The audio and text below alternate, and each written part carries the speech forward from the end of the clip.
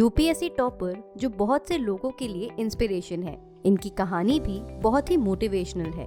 बचपन से ही साइकोलिसिस जैसी बीमारी से ग्रस्त ईरा ने अपने आप के लिए कभी इस बात को चैलेंज नहीं माना। ईरा कहती हैं, कमियां सबके अंदर होती हैं, दिखाई किसी किसी को देती हैं। मेरे जैसे लोगों की कमियां दिखाई देती हैं, पर इसका मतलब ये नहीं है कि इसे लेकर बैठ जाएं। लाइफ में ऐसा कुछ नहीं है जो हम नहीं कर सकते। अपनी पोटेंशियल इंसान को खुद पता होती है। सामने से कोई आकर आपको आपकी क्षमताएं नहीं बताएगा। आपको ये हक किसी को नहीं देना चाहिए। इसीलिए सपने देखिए और उन्हें पाने के लिए आगे बढ़िए। ईरा सहगल जी का जन्म मेरठ में हुआ और उनकी शुरुआती पढ़ाई भी उन्होंने मेरठ से ही की। जब ईरा जी पैदा हुई थी तो एक आम बच्चे जैसी ही थी, पर जैसे जैसे उनकी उम्र बढ़ी ये बीमारी सामने आने लगी। उनके माता पिता ने बहुत इलाज करवाया पर कोई फायदा नहीं हुआ। एक डॉक्टर ने ऑपरेशन सजेस्ट किया पर इसमें जान का खतरा था, इसलिए ईरा जी के माता पिता ने ऑपरेशन करवाने से मना कर दिया। इस बीमारी में स्पाइन का शेप बदल जाता है। जैसे ईरा जी की स्पाइन एस शेप की है। उनकी आर्म पूरी तरीके से काम नहीं करती और बाकी के अंग भी फुल्ली एक्टिवेटेड नहीं है। हालांकि इससे उन्हें अपने काम करने में खास दिक्कत नहीं आती, और जो दिक्कत आती भी है ईरा उन्हें अपने आप पर हावी नहीं होने देती, उन्हें नजरअंदाज कर देती हैं। कुछ समय बाद ईरा जी के पिता दिल्ली शिफ्ट हो गए। ईरा जी ने अपने आगे की सारी पढ़ाई दिल्ली से ही की। ईरा जी के माता पिता ने उन्हें हमेशा एक आम बच्चे जैसा ही ट्रीट किया। ईरा जी के बचपन में एक बार उनके शहर में कर्फ्यू लगा और स्कूल आदि सब बंद कर दिए गए। छोटी ईरा के पूछने पर कि स्कूल क्यों बंद है, उन्होंने जवाब दिया कि डीएम का ऑर्डर है। ईरा को ये बात सुनकर बड़ा अच्छा लगा कि किसी के ऑर्डर पर शहर बंद भी हो सकता है।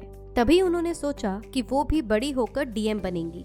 और यही नहीं, ईरा जी को हमेशा से समाज के हर तबके के लोगों की मदद करना बहुत अच्छा लगता था। इस ख्याल से ईरा जी ने बचपन से ही 2 सपने देखे, एक डॉक्टर बनने का और दूसरा यूपीएससी के एग्जाम को क्लियर करने का। ईरा जी जब अपने 12वीं के बाद के दिनों को याद करती हैं तो थोड़ा निराश दिखाई देती हैं। वो बायोलॉजी लेना चाहती थी पर उनके पिता ने ऐसा नहीं करने दिया और तो और उनका स्कूल भी बदल दिया। उन्होंने कहा कि तुम खुद मरीज लगती हो, तुमसे कौन इलाज करवाएगा। ईरा जी को दुख तो बहुत हुआ पर उनके पास कोई ऑप्शन नहीं था, इसलिए उन्होंने मैथ्स लेकर इंजीनियरिंग में एडमिशन ले लिया। एनएसआईटी से इंजीनियरिंग करने के बाद ईरा ने एफएमएस से एमबीए किया। इसके बाद उनकी एक एमएनसी में बहुत ही अच्छे पैकेज पर नौकरी लग गई। यहाँ ईरा 16 से 20 घंटे काम करती थी। तभी ईरा जी को लगा कि इतनी मेहनत करने के बावजूद भी वो किसी के लिए कुछ बदलाव नहीं कर पा रही हैं, ना ही किसी की कोई मदद कर पा रही हैं। यहाँ केवल वो बस पैसे कमा रही हैं। ये ख्याल आने पर ईरा जी ने नौकरी छोड़ दी और यूपीएससी की तैयारी शुरू कर दी। ईरा जी ने कुछ 4 बार यूपीएससी परीक्षा दी। चारों बार उनका सिलेक्शन हुआ, लेकिन 3 बार उन्हें आईआरएस मिला। उनकी फिजिकल कंडीशन की वजह से सरकार के पास उन जैसे कैंडिडेट्स के लिए ज्यादा ऑप्शंस नहीं थे। आईआरएस में सिलेक्शन होने के बाद भी ईरा जी कॉल का वेट करती रही, पर उन्हें कमीशन से कोई कॉल नहीं आया। पता करने पर मालूम हुआ कि उनकी डिसेबिलिटी केवल आईएएस सेवा कवर करती है, उनका रैंक आईएएस वाला नहीं था। इसी बीच ईरा जी को उनके दोस्तों ने बताया कि उनके साथ भी ऐसा ही हुआ है कि सिलेक्शन होने के बाद भी कॉल नहीं आया।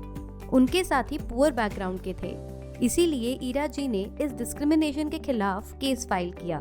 3 साल तक ये केस चलता रहा और ईरा जी ने 3 बार यूपीएससी दिया और उन्हें हर बार आईआरएस मिला। काफी टाइम के बाद कोर्ट ने भी सरकार से उन्हें ज्वाइन करने के लिए कहा। हताश ईरा जी आईआरएस की ट्रेनिंग के लिए निकल पड़ी, लेकिन ये फैसला केवल उनके लिए लिया गया था। उनके साथियों के लिए ये पॉलिसी नहीं बदली गई थी जैसा कि वो चाहती थी। इसी बीच सबके कहने पर ईरा जी ने बेमन से और आखिरी बार फिर से ये परीक्षा दे दी। इतने सालों में ईरा जी यूपीएससी की बहुत पक्की तैयारी कर चुकी थी और इस प्रयास के बाद उन्होंने अपने घर से यूपीएससी की तैयारी की किताबें भी हटा दी थी। वो सोच चुकी थी कि ये बस आखिरी कोशिश है, पर ईश्वर को कुछ और ही मंजूर था। इस बार ईरा जी ने केवल यूपीएससी परीक्षा पास ही नहीं करी, बल्कि ऑल इंडिया रैंक में टॉप किया। इसी के साथ ईरा जी देश की पहली डिसेबल्ड कैंडिडेट बनी जिसने यूपीएससी परीक्षा में टॉप किया। ईरा जी की बीमारी जिस कैटेगरी में आती थी वो केवल आईएएस पद के अंदर ही मेंशन थी। आखिरकार ईरा जी को अपने मकसद में सफलता मिली। ईरा जी कहती हैं कि सपने हर किसी को देखने चाहिए, लेकिन अपने खुद के संजोए हुए, किसी और से उधार लिए या कॉपी किए हुए नहीं, क्योंकि आप केवल अपने सपनों को पाने के लिए ही वो मेहनत कर सकते हो जो आपको शिखर तक ले जाए, किसी और के नहीं।